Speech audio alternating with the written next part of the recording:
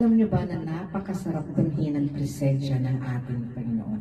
Kaya kung ikaw man ay merong pinagdadaanan, awit ka lang sa Lord. Samahan mo ako sa awitin ito.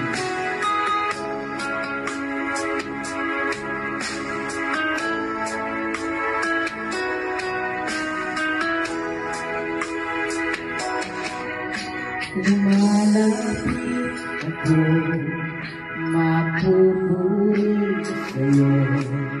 Nais kong madama ang presensya.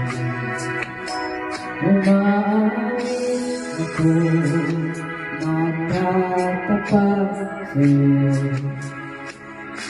Jesus, Diyos parang buhay ko.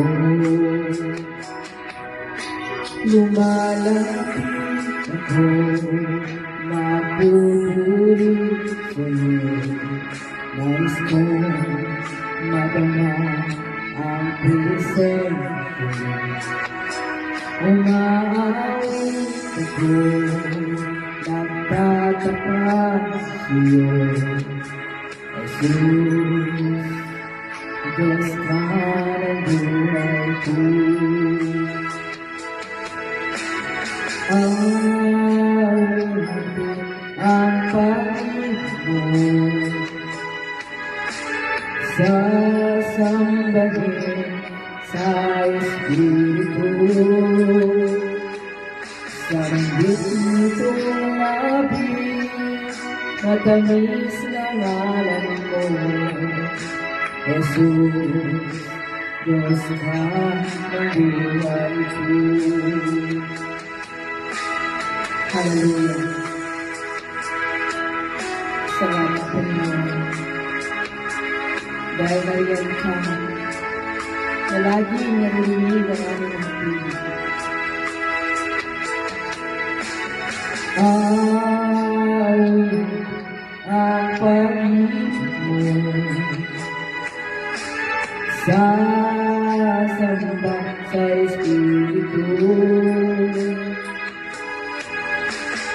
Sambitin nitong lapit, matamis na ngalan mo. Jesus, Diyos ka ng buhay ko. Awitin ang pag-ibig mo, sasamba sa Espiritu. Sambit nitong labis, matamis na ngalan mo. Jesus, Diyos ka ng buhay ko. Jesus, Diyos ka ng buhay ko. Jesus, Diyos ka ng buhay ko. Sa buhay natin, minsan nakakaranas tayo ng mga kamasama. Pag-ihina. Ngunit lagi natin alalahanin na mahal tayo ng ating Panginoon. Ang pag-awit sa Panginoon ay isang paraan ng pagpapuri natin sa Kanya. And the more that we worship God, the more God glorified. Amen? Makapangyarihan ang pag-awit sa ating Panginoon. Dahil ito ay nagbibigay ng kapayapaan sa ating puso. Amen? Kapayapaan na hindi kaya ibigay ng mundo ito.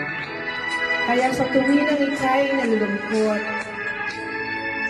awit ka lang sa Lord. At sabihin mo sa Kanya, Jesus, ka ng buhay ko. Amen? Purihin natin ang Panginoon at salamat sa buhay ng bawat isa na patuloy na nakikinig sa ating mga video. To God be all the glory. God bless everyone. Shalom.